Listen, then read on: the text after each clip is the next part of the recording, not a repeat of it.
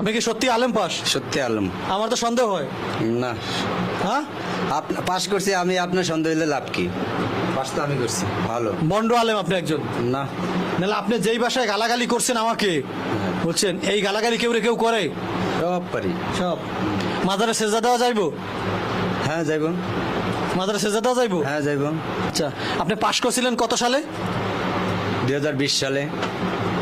আপনি তো বন্ডামি শুরু করলেন। আপনি আমার বলেন যে 5 বছর আগে পাশ করছেন, এখন কইতেছেন 2020 সালে। যে কোনো একটা হাদিস আপনি বলেন। হ্যাঁ বলবো, বলেন। একটু পরে বলি। কেন এখন বললে সমস্যা কি?